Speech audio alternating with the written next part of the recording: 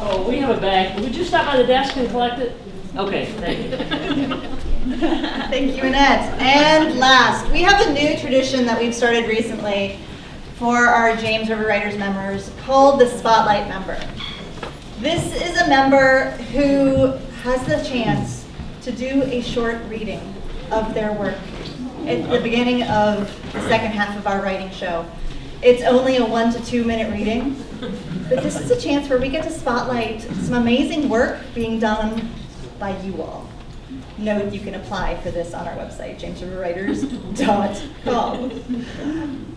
So this month, I'm very excited to introduce you to Tom Garguilo, who not only has just released his first book, he also has a book reading coming up next week.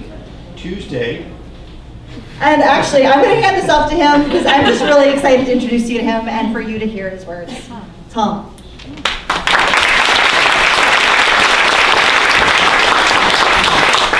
Thank you so much for this opportunity.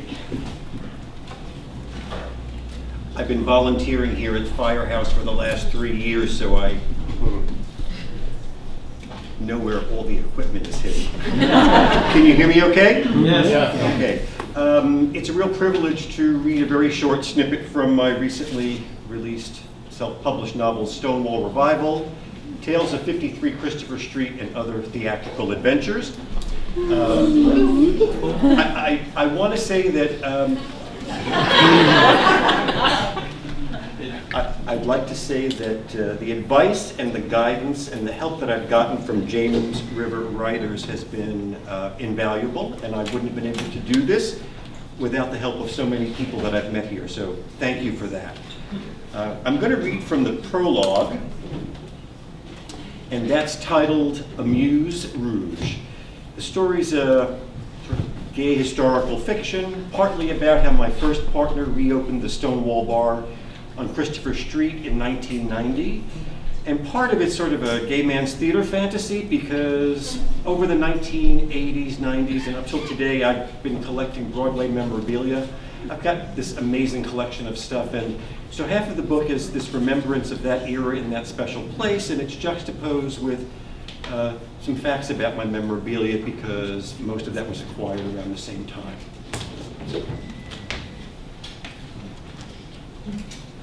I knew this would be the last time I'd be sitting in that fabled apartment talking with her. She was someone I had long admired, though before these encounters, I'd only seen her perform very briefly late in life. Sitting here in this time, she's still young. The press will come to refer to her as a muse, her husband's muse. Tonight, I try to be her muse. To inspire her, to bring hope with a simple act of charity. Some years earlier, another famous couple made this penthouse their own. William Randolph Hearst had owned several apartments in New York City. This one, atop 91 Central Park West, may not have been the most extravagant of the lot, but to someone like myself, it's jaw-dropping. The terraces alone, vast enough to accommodate hundreds of people for a cocktail party or other soiree, are film-worthy. Hearst had ensconced his mistress, Marion Davies, here and in other urban palaces with all the trappings that unlimited money could buy. But that was many years ago, before the current lady of the house took residence here. Tonight, I have her all to myself one last time. Her living room, in contrast to our attire, is informal. Plants fill the vast space, creating a verdant indoor Eden. As I finish my beer, she hurries out of sight to refresh us. She'll never receive the credit that I think she deserves for all the things she's done. She taught Marilyn to bump and grind. And well before body doubles got credit for their contribution, she lent various parts of her anatomy, including her torso, her feet, and her behind, to some of the biggest film stars' most memorable moments on screen. But film would not be where she would make her mark. Broadway would make her famous, and if not Hearst rich, at least very comfortable.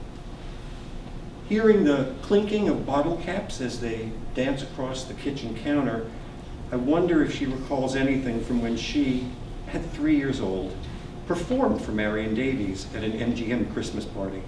I won't ask about it. Just knowing it happened is satisfying enough. My eyelids are growing heavier. As before, I'll fall asleep and this episode will be over. As I soak in those last few minutes with her, I can feel one cheek rise into a half smile. She notices and asks, "What are you thinking about, honey?" Staring at the photo she's returned to me, I conjure the man that brought us together. Once upon another time, he brought a legend back to life. And like her, he never received the credit due. In the foreground, I hear myself say, "Nothing really, just if my friends could see me now."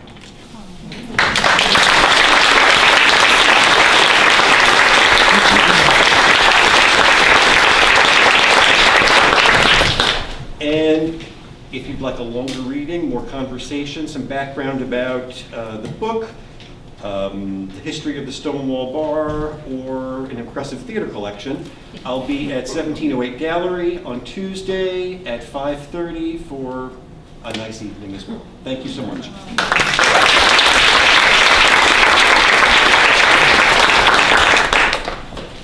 That could be you next month. Okay, back to our panel.